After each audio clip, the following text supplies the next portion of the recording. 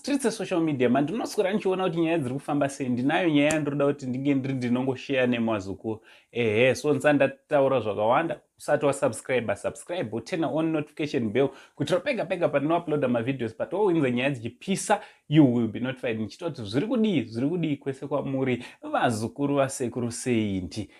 So vazukuru nyaya yandauya nayo inyaya yekungokurudzira rimwe talent. Atiti nyaya yekungokurudzirawo vamwe nekusimudzirawo vamwe. Handiti chekutanga ndoda kukurudzira imimi vazukuru kuti kurudziraiwo dzimwe hama vamunokwanisa kushare nawo nezvechannel yedu, mushare nawo kuti vasubscribewo vange vari vanoona kuti mavideos twedu. Thanks very much nesupport. Thank you very much nesupport yenyu vazukuru.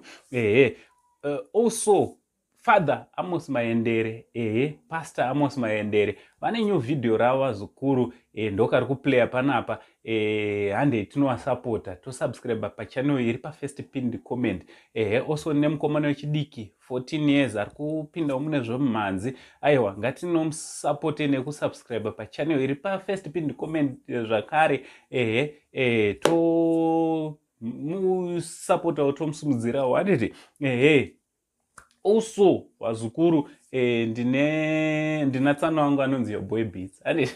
Ndokungamomuziva channel inoyo kuti isvike pairi apa ndiye munhu akamira nesu zvakanyanya.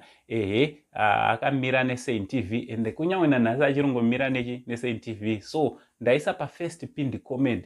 Hande tinosubscribe, hande tinoona mavideos zvakanyanya kuchannel yakanzi Yoboy Beats. Ndozvandango ndingouyawo vazukuru ndingotaurawo ndichikurudzira vamwe kunge vari vanoona zvinonakidza kumwe. So from Uncle saying the only Zimbabwean uncle, pari zvino ndichiti much love.